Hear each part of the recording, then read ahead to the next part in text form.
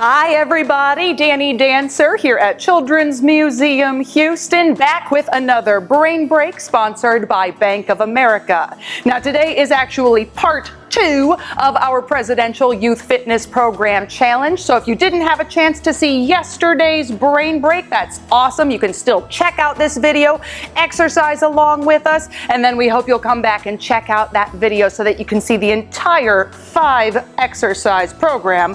But today I'm going to take you outside once again to take a look at our 3 remaining exercises, including one that'll give you a chance to get your heart rate going.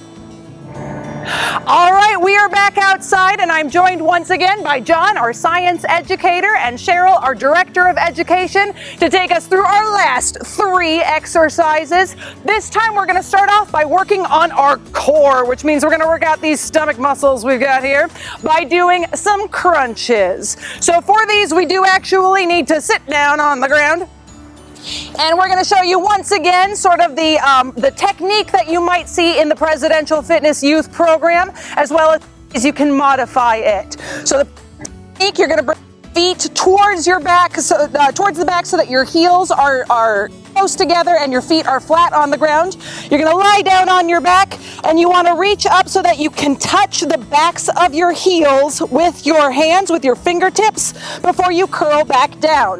Now, one way you can modify that is you can have one leg straight. That'll make it a little bit easier for you to do those sit-ups.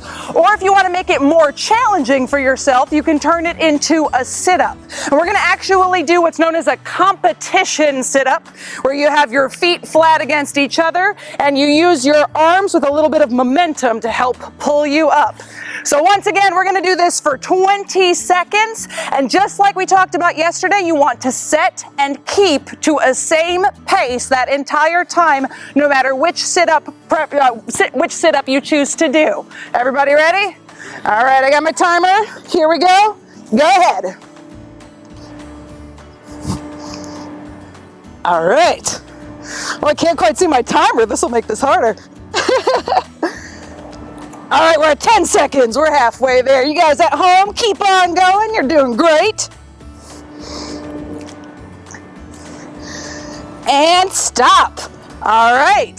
So once again, you can keep track of how many sit-ups you're able to do, and then over time, see if you can increase that number or maybe move up if you're doing one of those modified versions, or maybe try the more challenging version we saw Cheryl doing here. All right. Next. Oh, actually, I do need to stay seated for this. You guys can get comfortable. There we go. We're doing a little practice of some lower body strength. We're going to do a little bit of stretching to work on our flexibility. And so what we're going to do is the sit and reach, which you may have done in school before. Pretty simple as a stretch. We're just trying to reach out and as far as we can. Maybe you can touch your toes, maybe you can touch your heels, maybe you can just touch your shins.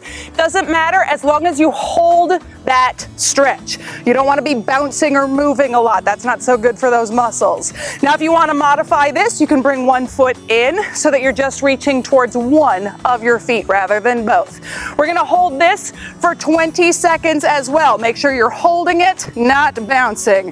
All right, I got my stopwatch ready. You guys ready? Let's reach. Now make sure you're breathing while you do this. Reach as far as you can so that you feel a stretch, but we're not trying to make it hurt. Everybody take a deep breath in. And as you exhale, try to reach just a little bit further. We're almost there. And relax. Whew, great job. All right, we have one last one to go, and as promised for this one, we're going to see if we can get our heart rate going a little bit. Now, in school, you may have already done this, or you might get to do this down the road, something called the pacer test. And the pacer test measures both your speed and your endurance, how long you can run for, by having you run back and forth between 2 lines in a certain amount of time. And that time goes faster and faster and faster as the challenge goes on. Now, rather than doing the pacer challenge with you all today, we're going to do a little bit more old school presidential fitness, because back when we were in school, they had us measure those 2 skills separately. So we measured our endurance by running a mile and having it timed how long it took. And we would measure Cheryl's on it. There she goes. And we would measure our speed with what's called a shuttle run. The way you can practice running the mile, set a path for yourself. Maybe it's just in your backyard. Whatever the biggest path that you can take over and over again. And every time you run past your starting point, you're going to count that as one lap.